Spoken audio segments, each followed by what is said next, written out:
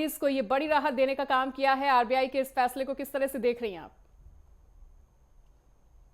Thank you Manisha ji. ये एक बहुत ही वेलकम मूव है आरबीआई का, क्योंकि कोविड के बाद मेरे ख्याल से ये पहली बार 5 सालों में हुआ है कि रेपो रेट को कम कर दिया गया है और एकदम से ये 6.50 से 6.25 हो गया है, जी। Which is around 25 basis points. तो इसका सबसे पहले, जैसे आप लोग हमेशा दिखा रहे हैं बराबर कि रेपो रेट होता क्या है, जी। थोड़ा सा मैं दर्शकों को ये बताना चाहूंगी जी। कि रेपो रेट वो रेट दर है जिस पर कि जो आरबीआई है, जो हमारा केंद्रीय बैंक कहलाता है या सरकार का बैंक कहलाता है, वो हमारे जो अदर कमर्शियल बैंक्स हैं, वाणिज्यिक बैंक हैं, उनको वो लोन देते हैं। और उस लोन का फिर आगे वो लोन ट्रांसफर होता है कमर्शियल बैंक से कंज्यूमर्स को या उपभोक्ताओं को।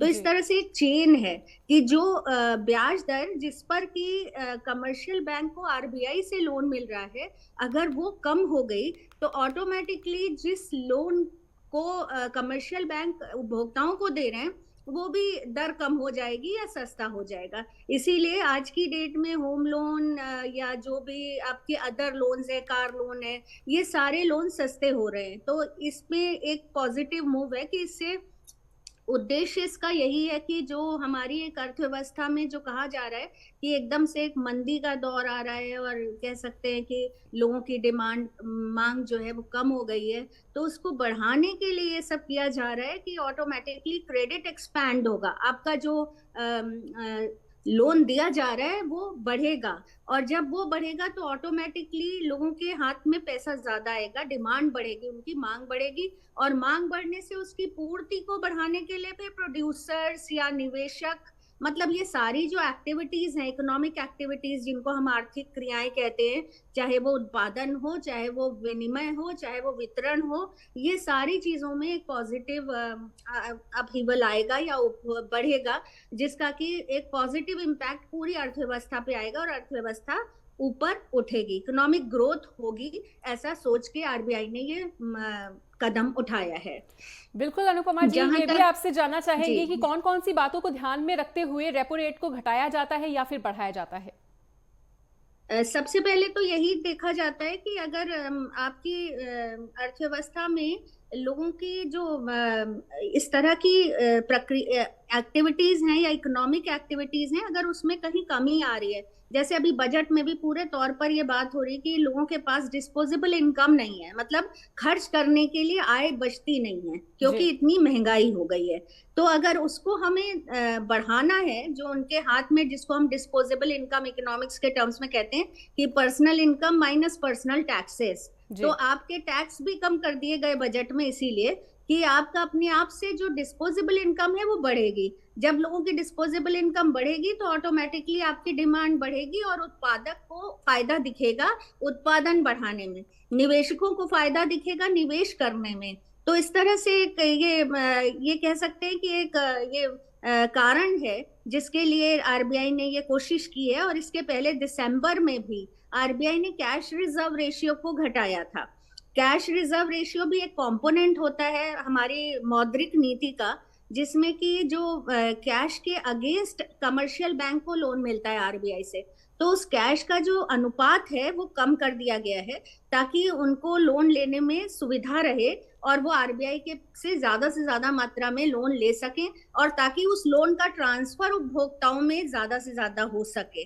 तो ये सारा जो प्रक्रिया है, इसका मेन उद्देश्य यही है। बिल्कुल अनुपमा मैम, ये भी जानना चाहेंगे कि आरबीआई के द्वारा ये जो बड़ा फैसला सुनाया गया है और मध्यम वर्गीय परिवारों को एक बड़ी राहत देने की कोशिश की गई है, इसके बाद जीडीपी ग्रोथ में किस तरह के अनुमान को समझ पा रही हैं आप? देखिए, जीडीपीज ग्रॉस डोमेस्टिक प्रोडक्शन, तो हमारे, वही मैं कह रही थी इतनी देर से कि जब हमारे हाथों में डिस्पोजेबल इनकम बढ़ेगी, हमारे हम्म। पास लोन सस्ते होंगे, तो उपभोक्ता लोन लेने के लिए प्रेरित होगा। जी। और जब वो लोन लेने के लिए प्रेरित होगा तो ऑटोमेटिकली उसकी मांग बढ़ेगी, जब हम्म। मांग बढ़ेगी तो उपभोक्ता अपनी मांग की आपूर्ति करने की मतलब मांग को उनको पूरा करने के लिए जो उत्पादक हैं या जो प्रोड्यूसर्स हैं वो अपना उत्पादन बढ़ाएंगे, और जब उत्पादन बढ़ाएंगे तो ऑटोमेटिकली जो हमारे देश का एक उत्पादन है, जीडीपी ग्रॉस टोटल जो हमारा कुल राष्ट्रीय उत्पाद है वो बढ़ेगा। और जब कुल राष्ट्रीय उत्पाद बढ़ेगा तो ऑटोमेटिकली जब हमारे पास उत्पादन ज्यादा होगा तो हो सकता है हमारी जो देश की मांग है उसको पूरा करने के बाद हमारे लिए निर्यात के लिए भी अवेलेबल हो वो उत्पादन, तो हमारी जो बाहर की आय है वो भी बढ़ेगी, तो जीएनपी भी बढ़ेगा और जीडीपी भी बढ़ेगा। ये दो कंपोनेंट्स है हमारे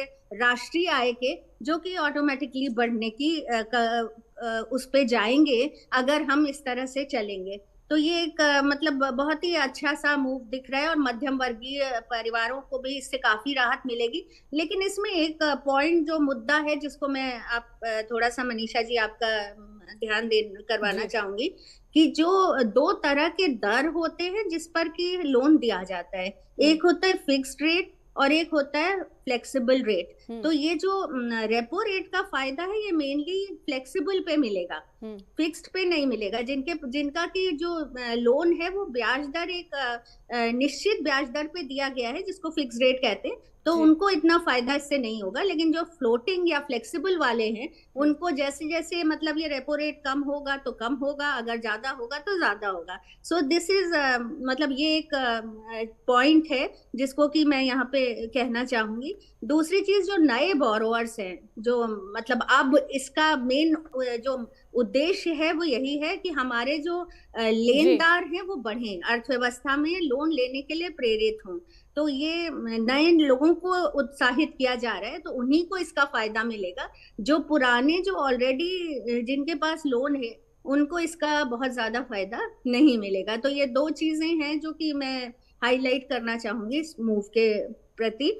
बाकी इसका पॉजिटिव इम्पैक्ट तो होना चाहिए और शायद यही विकसित भारत जो 2047 का स्लोगन है वो इससे शायद पूरा करने की कोशिश सरकार भी अपने मतलब जो कहते हैं एक दो तरह की नीतियां होती है, मौद्रिक नीति जो कि आरबीआई के हाथ में होती है और दूसरी राजकोषीय नीति जो कि सरकार अदर जो मिनिस्ट्रीज हैं जैसे फाइनेंस मिनिस्ट्री ने अभी बजट पेश किया, तो इस तरह से इन दोनों नीतियों का सामंजस्य इस तरह से बिठाना होता है कि आपका आर्थिक विकास अच्छा हो। बिल्कुल। अनुपमा मैम, आपसे ये भी जानना चाहेंगे कि स्टॉक मार्केट में रेपो रेट को कम करने के बाद किस तरह का प्रभाव देखती हैं? जरूरी मतलब उसमें भी बढ़ावा आएगा, क्योंकि अभी तक क्या होता है कि जब निवेशक जो भी निवेशक होते हैं चाहे वो शेयर में निवेश करें चाहे वो कहते हैं फाइनेंशियल मार्केट में निवेश करें, उनको एक स्टेबिलिटी की जरूरत होती है। आपकी जो अर्थव्यवस्था है वो एक संतुलित अर्थव्यवस्था हो, ऐसा ना हो कि हमें ये आगे का कुछ पता ना हो। तो ऐसी स्थिति में कोई भी निवेशक आपके उसमें निवेश नहीं करेगा, उसको पता नहीं है कि शेयर कब बाजार उछलेगा और कब नीचे गिरेगा। बट हाँ, ऐसी ये जो मूव है इसके जरिए जरूर से निवेशकों को भी बढ़ावा देने की कोशिश प्रयत्न किया जा रहा है। इधर छोटा सा प्रश्न ये भी बनता है कि बैंकिंग सेक्टर में भी बूम की उम्मीद की जाए अब? हाँ बिल्कुल की जाएगी, क्योंकि बैंकिंग सेक्टर को ही मेनली इससे बढ़ावा देने की कोशिश की गई है कि नहीं जो उनके क्योंकि पिछले सालों में देखा गया है कि बहुत सारे इस तरह के कारण भी हुए हैं जिनसे बैंकिंग अर्थव्यवस्था काफी चरमराई है। जैसे बैंक्स जो है वो कई बैंकों का मतलब एक दूसरे में वो हो गया कि नहीं उनको मर्ज कर दिया जाएगा, तो मर्जर भी इसीलिए हुआ क्योंकि कई बैंक मतलब उतना अच्छा परफॉर्म नहीं कर रहे थे। तो ये जो बैंकिंग पूरी प्रणाली थी इसमें एक सिकनेस सी आ गई थी, उसको दूर करने का भी एक ये पॉजिटिव है कि भाई बैंकों को आय कहाँ से मिलती है, या तो आपके सेविंग से मिलती है जिसको कि वो क्रेडिट क्रिएशन में यूज करते हैं सब लोग, क्योंकि बचत जो भी करते हैं वो सब एक साथ तो निकालते हैं। ठीक है प्रोफेसर, तो ये सारी बिल्कुल तो बहुत ही खास जानकारियां आपने सभी दर्शकों के साथ साझा की है और हमसे बातचीत के लिए आपका बहुत बहुत शुक्रिया।